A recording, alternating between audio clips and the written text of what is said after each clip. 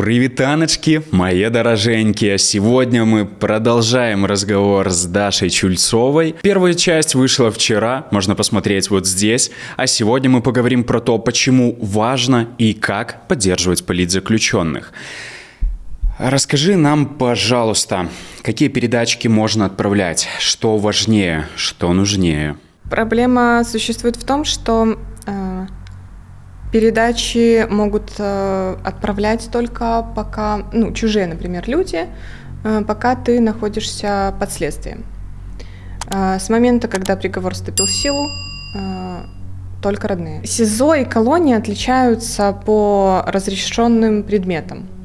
Например, если в СИЗО тебе могут передавать любые вещи, кроме ботинок или кроссовок со шнурками, их достанут, то в колонии уже очень ограничено все. Если, например, в СИЗО слать очень много каких-то вещей, много маек, свитеров, чтобы было тепло, разноцветные носки всякие. Вот я приехала с огромной сумкой просто носков, которые не пропустили в колонии, потому что там разрешены только черные.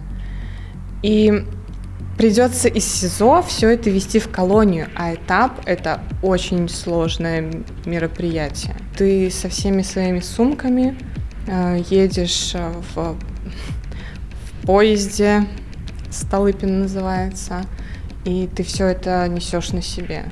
То есть люди, у кого очень много сумок, конечно, переезды очень сложны. Но в то же время эти вещи необходимы в СИЗО.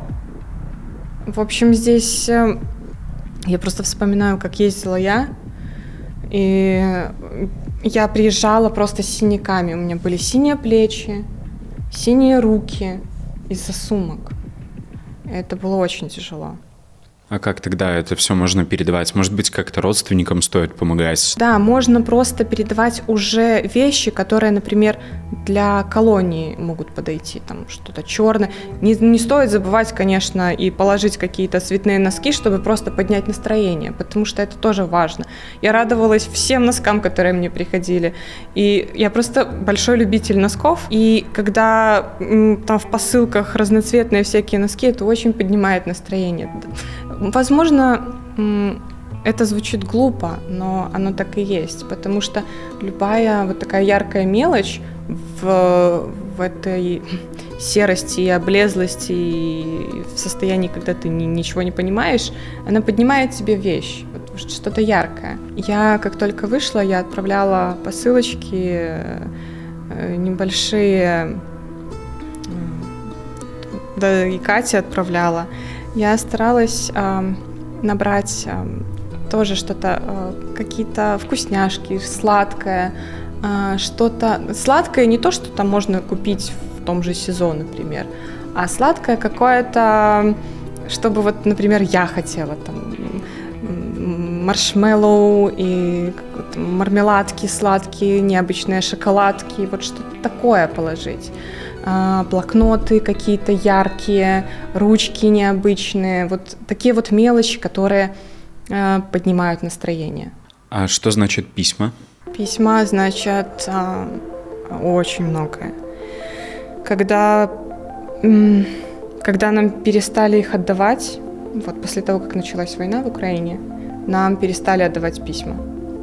Я думаю, они просто боялись, что пойдет какая-то информация об этом. А вы там не знали, что война началась? Мы знали, но подробности-то тоже важны. По телевизору... У вас там телевизор был? Вы по телеку смотрели? Был телевизор, да, но ты же понимаешь, какие там новости. Ты должен был максимально фильтровать все, что ты смотришь, и переворачивать все наоборот. И так ты мог воспринимать эту информацию. На свидание кто-то приедет, адвокат приедет, кто-то позвонит, там зашифрованным каким-то кодом сообщит, что там в Мариуполе где-то что происходит. Вот так мы получали информацию, по сути. И когда перестали приходить письма, особенно когда письма были, когда ты ведешь диалог уже, вот у тебя с человеком диалог, и ты уже живешь этими письмами, и тут и все. И все это, твой социальный контакт, вот этот вот просто прервали, и ты чувствуешь какую-то свою потерянность. ты не получаешь тех эмоций, которые ты получал. У меня была такая переписка, когда мне человек просто писал на 6 страниц, и я отвечал, и это печатными буквами 6 страниц, это очень много. Я отвечала на одно письмо неделю, и мое письмо там занимало страниц 12 рукописным текстом. И вот эта вот переписка, ну это же такое, ну это важно, это настолько важно. И вот представь, вот ты переписываешься вот с человеком, да, ты узнаешь там что-то про него, он узнает что-то про тебя, вы общаетесь, он пытается тебе даже говорить какую-то информацию, которая происходит сейчас, и тебе резко это прерывают. А тебе говорят вообще, что все, ты больше не получаешь писем? Нет, они просто перестают приходить. Просто в какой-то момент ты понимаешь, нет писем. Изначально это было всем политическим перестали приходить заказные письма. Вот если раньше, чтобы получить заказное письмо в колонии, ты идешь в отдельный кабинет, тебя вызывают, тебе отдают его на руки, ты расписываешься. И так как политически много приходило заказных писем, обычно мы встречались именно там. То есть стоим под кабинетом, все наши, все нормально. И в какой-то момент получилось так, что... А когда вы получали последнее заказное? Давно. И вот все. И последние вот несколько месяцев я не ходила в этот кабинет, чтобы забирать какое-то заказное письмо. Потому что их просто не было. Ну, согласитесь, это странно, действительно. А как тогда сейчас писать письма? Как это делать?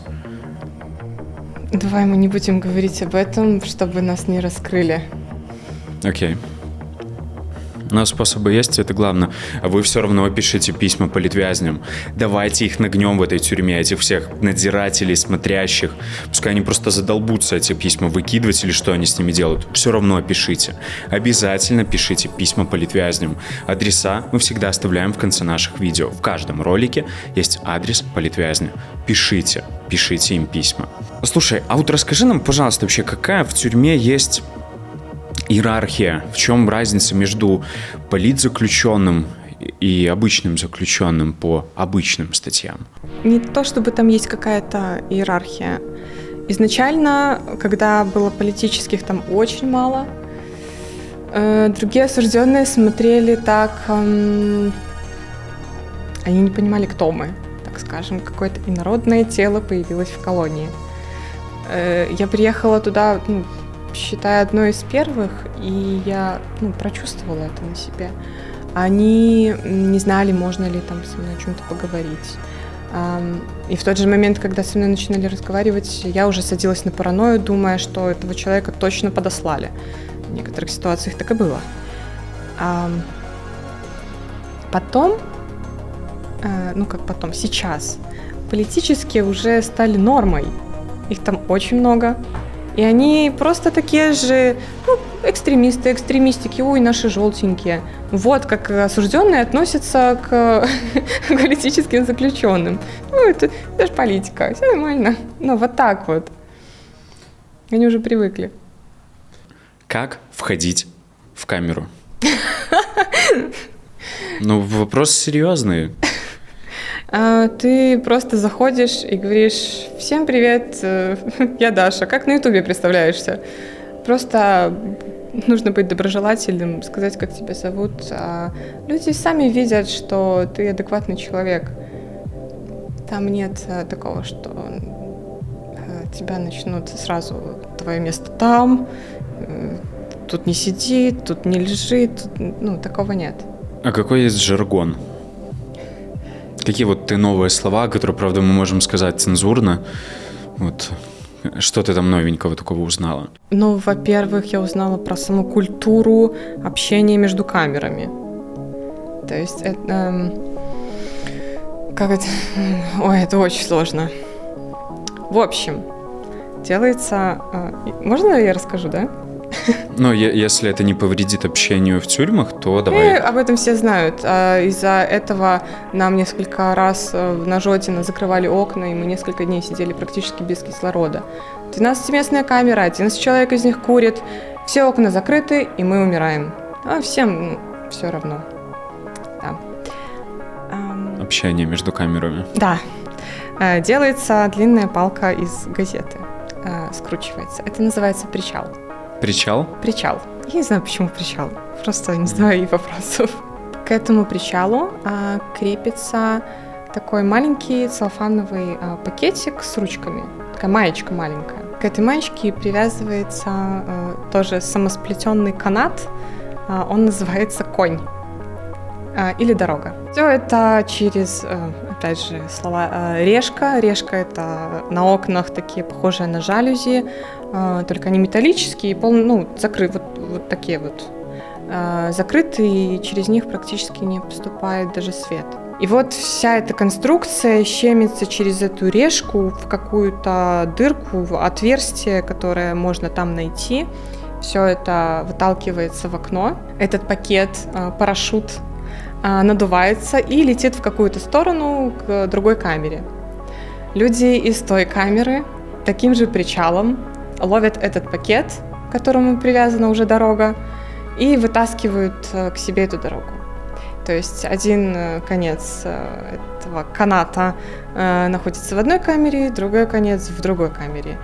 И таким образом вы можете общаться, просто прикрепляя к этому канатику там записки, конфеты, сигареты, так очень много чего передавали, вплоть до одежды. А если это замечают, то какие потом, да вообще в принципе, какие есть наказания за какие-то проступки? Если замечают конкретного, например, человека, или человек сознается, что это он делает, то на него могут там написать рапорт.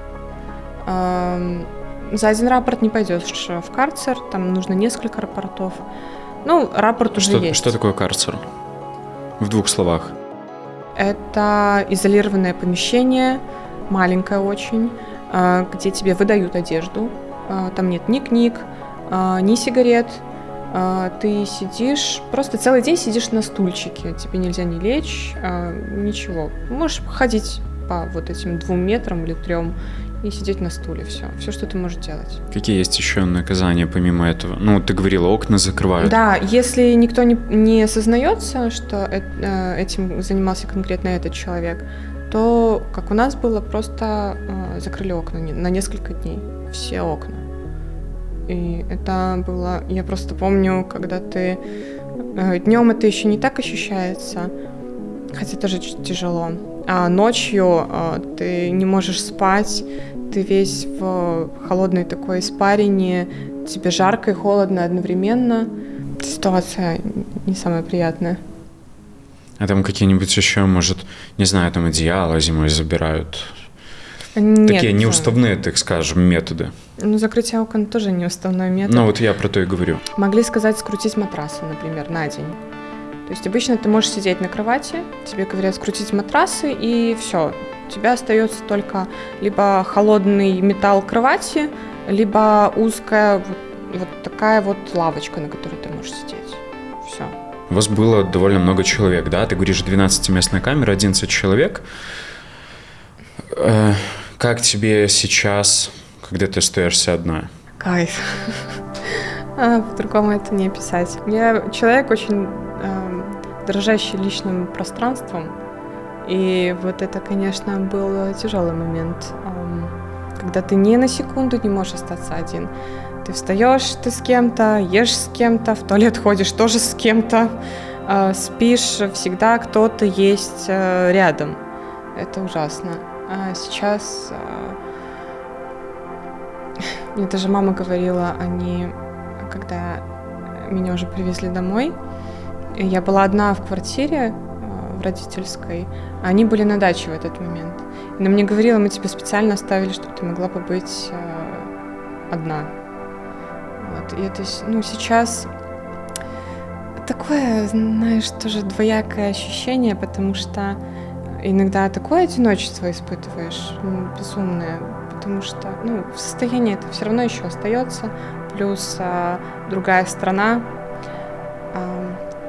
тоже накладывает свои отпечатки, так скажем, причем вынуждена другая страна.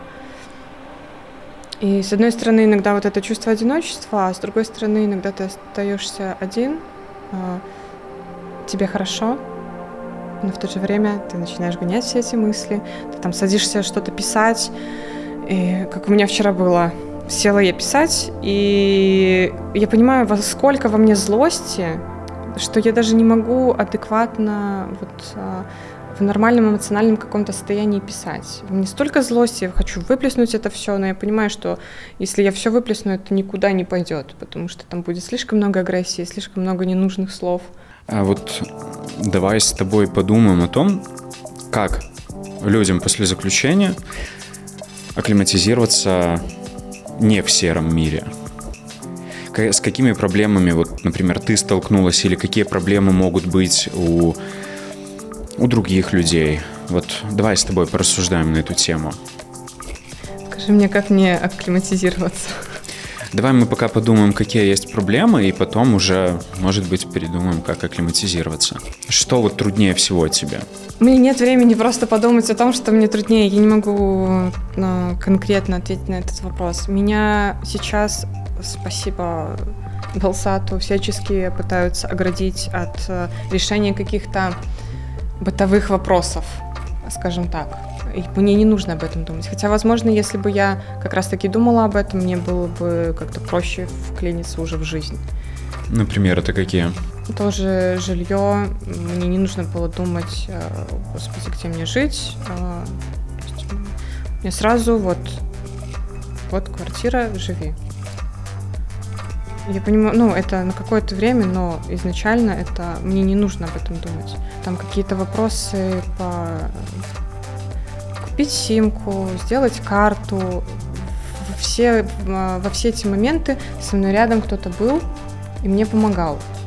Мне не нужно было самой, я не знаю языка еще, я его только учу, и мне не нужно было преодолевать эти сложности с заполнением документов каких-то, с общением, с этим языковым барьером. Я всего этого избежала. Сложности в данный момент, у меня остаются, наверное, только какие-то эмоциональные, рабочие, что ли, то, что в один момент я очень хочу быстрее вернуться на работу, потому что я понимаю, что это мне нужно. В то же время я сказала, вчера села писать, и я понимаю, что эмоции из меня просто через край льют, и нужно как-то научиться немного разделять это. Я понимаю, что пока это нормально, и надеюсь, что это только пока, и в дальнейшем я буду работать, как-то буду больше абстрагироваться, но опять же, когда ты начинаешь думать о том, что ты будешь абстрагироваться, это включает и забывание каких-то моментов, забывание каких-то мелочей, а я не хочу этого забывать, мне еще нужна эта информация, мне необходима эта информация, мне нужно все это помнить. Поэтому я сталкиваюсь с такими трудностями. Борьба с собой и со своим мозгом. Может быть, как-то, чтобы родственники как-то по определенному поддерживали, где-то не триггерили каких-то слов, там не говорили, не напоминали, не знаю. Опять же, мне с этим повезло. У меня мама в этом плане очень тактична.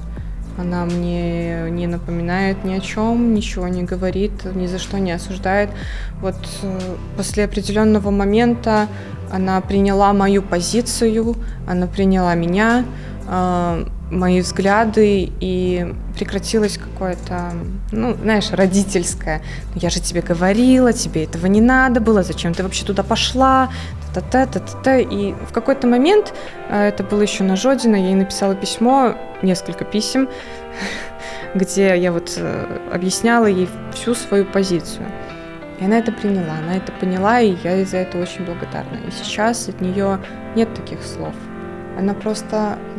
Сейчас она переживает как мама, в том смысле, что она говорит мне, я очень надеюсь, что ты восстановишь там свое эмоциональное состояние, что все будет хорошо. Она говорит только об этом. Расскажи еще, пожалуйста, что хорошего было в тюрьме? Про плохое мы поговорили, хорошее. Люди, я знаю, там ты говорила, у тебя там много друзей появилось. Да, ну, опять же, я уже говорила об этом. Ты там становишься как одна семья. Не со всеми, конечно. Там, ну, и политические, там же разные люди сидят. Абсолютно разные взгляды, разные какие-то предпочтения на что-то, разный возраст.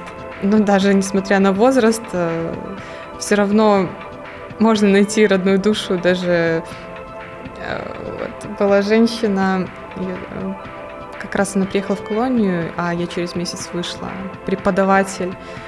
Добрый души человек, потрясающе умная, и мы с ней много разговаривали. Мы разговаривали о книгах, разговаривали там, опять же, про письма что-то обсуждали.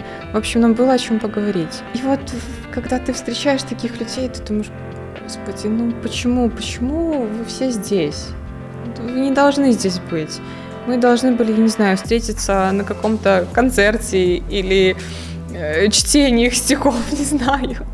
Просто где угодно, в кафе, ну не здесь. Ну, это отвратительно, что такие потрясающие умные люди, добрые, должны сейчас... Сколько сейчас время? 2 часа дня. 2 часа дня. Вот. Если, например, она сейчас работает в первую смену, вот через 20 минут у нее закончится работа, к 3 часам она потом еще стоит на выводе, чтобы пройти в жилую зону. В 3 часа она будет в отряде, там, возможно, она успеет поесть, возможно, не успеет.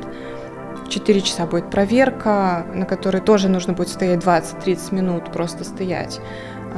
Потом начнется вектор, ты будешь смотреть телевизор и тупеть. Почему такие классные люди должны деградировать вот в этом всем? Ну, у меня нет ответа на этот вопрос, и я задаю его всем. Ну, почему так происходит? Слушай, ну мы сегодня так с тобой про это все поговорили, и мне кажется, желтые сливы. Берите, записывайте. Рецепт сухарей я вам уже писал. Также рекомендую это еще посмотреть. Перешлите всем знакомым ябатькам, лукашистам, мусорам и прочему отребью. Пересылайте, пускай посмотрят, пускай знают, что в 2 часа и дальше у них будет происходить. А теперь у меня для тебя конкурс. Ну, уже.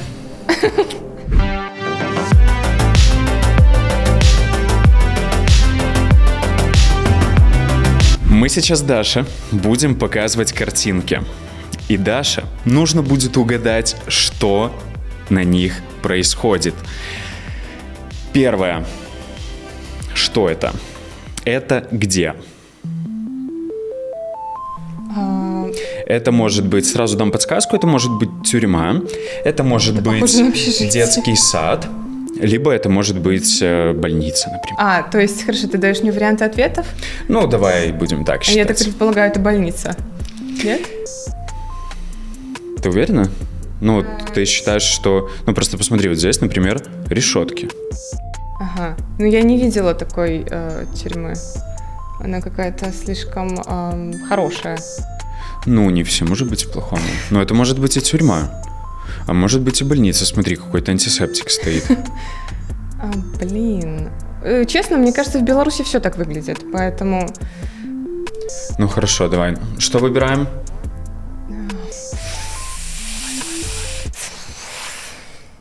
Вообще это может быть и суд... Нет, суд не будет. Ладно, пускай это будет больница. Правильно. Это было инфекционное отделение Слуцкой центральной больницы. Что у нас происходит на этом видео?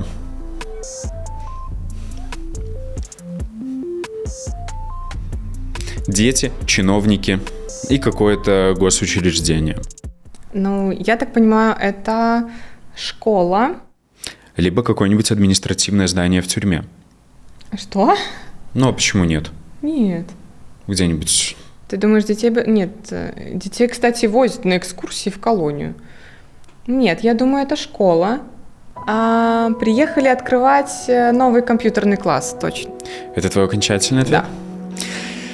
Нет, это диагностическое отделение одной из центральных районных больниц. Почему там дети? Не спрашивай. Что это и в какой стране? Это может быть Украина, это может быть Беларусь, это может быть что угодно. Может быть даже Америка.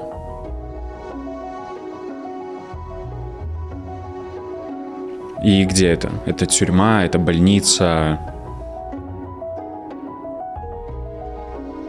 Не подглядывай. Куда я должна была посмотреть?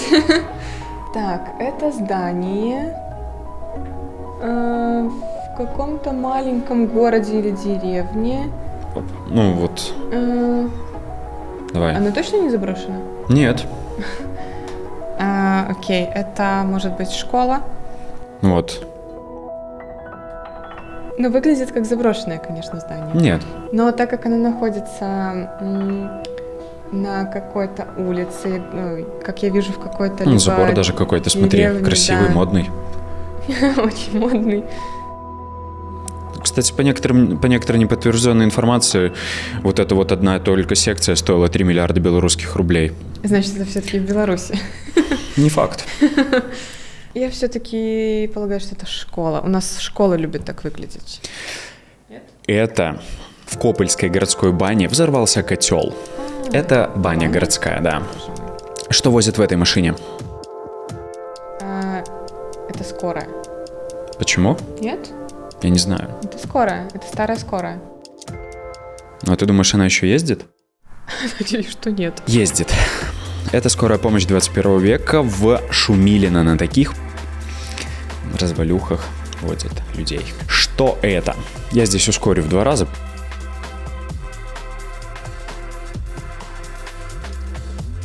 Это может быть какое-то помещение тюрьмы. Это может быть какое-то... Нет, это подвал дома. Я снимала в таких репортажах.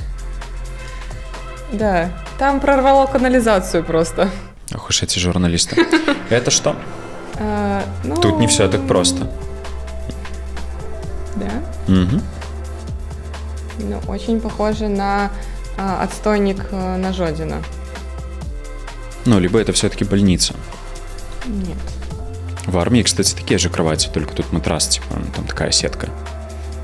Рабицы. Ну, Может быть, там кстати, тоже армия. такие есть. Очень похоже на Жодинский отстойник. Это Гродненская тюрьма номер 1. А вот это? Что здесь происходит? Это может быть санаторий. Это может быть вытрезвитель. Может быть... ЛТП? Химия. Это химия. Химия?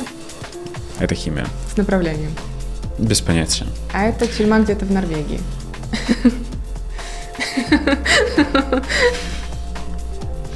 Что здесь происходит? Ну, мы же уже выяснили. Это уже другое. Ты с первой фотки угадала, хотя там было еще 2. Мужик загорает. Да. Еще один мужик загорает. Да. Для чего? Что у них происходит? Что их объединяет? Они загорают примерно в одном месте. Примерно в одной деревне. Ну, да. Не знаю. Да. Они оба почти голые. Ты хочешь сказать, это тюрьма там же, да, на острове? Это другая тюрьма, но тоже в Норвегии. Это у нас... Это остров Бастой, норвежская тюрьма для особо опасных преступников. Там еще у людей разрешены мобильные телефоны, интернет, у них разрешены PlayStation, они могут играть и заниматься нормальными какими-то вещами, потому что там понимают то, что в тюрьме нужно людей не пытать и мучить, а их нужно перевоспитывать. Собственно, они это делают современными методами, в отличие от Беларуси. И на этом я еще раз вас призываю писать политвязням. Пишите, письмо мы сейчас составим. И напишите нам комментарий, как вам этот выпуск. Напишите Даша молодец. Потому что Даша молодец. Живи Беларусь. Живи вечно.